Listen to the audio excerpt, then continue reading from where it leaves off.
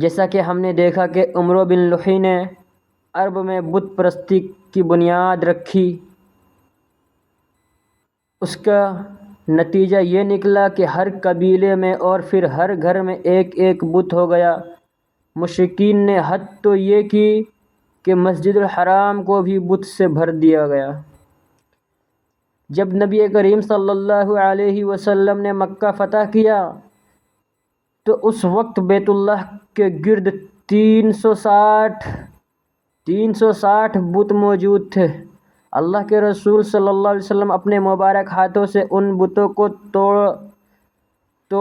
آپ صلی اللہ علیہ وسلم اپنی چھڑی سے بت کو ٹھوکر مارتے تھے اور وہ گرتا جاتا تھا۔ پھر آپ صلی اللہ علیہ وسلم کے حکم پر ان تمام بتوں کو مسجد الحرام سے نکال کر جلا دیا گیا۔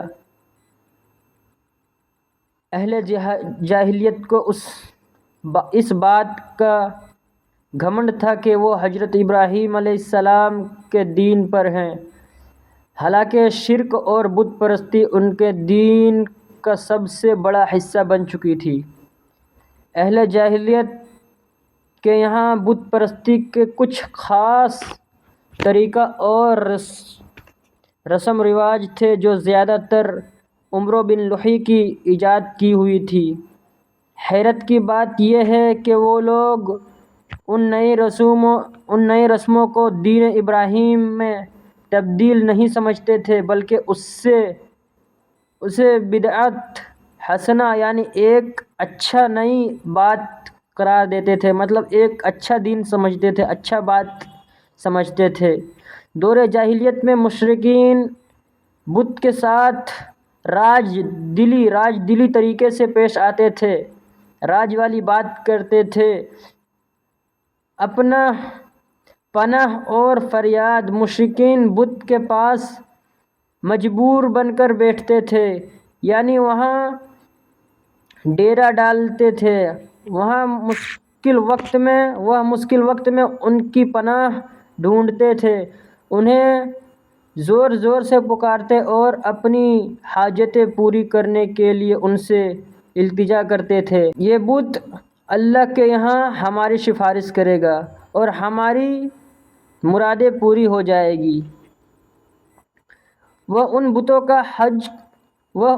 کا حج کرتے تھے اور ان کے گرد طواف کرتے تھے، ان کے سامنے نیت عاجز سے پیش آتے اور انہیں سجدہ تک کرتے تھے۔ وہ بت کا نام پر نذرانے دیتے اور جانور قربان کرتے تھے۔ قربانی کے لیے وہ دو طریقہ اپنائے جاتے تھے: جانور کو باقاعدہ بت کے آستان و مقام پر لے جا کر ذبح کیا جائے۔ نمبر 1، جانور کو باقاعدہ بت کے آستان و مقام پر لے جا کر ذبح کرنا، اور نمبر 2، کسی بھی جگہ ذبح کرنا مگر نام بت کا لینا۔ اللہ تعالیٰ قرآن مجید میں ذبح کی ان دونوں طریقوں کو غلط صورت کا ذکر فرمایا ہے اور انہیں حرام قرار دیا۔ اللہ تعالیٰ سورہ المائدہ آیت نمبر 3، یعنی وہ جانور بھی تم پر حرام ہے جو آستان و بت کی جگہوں پر ذبح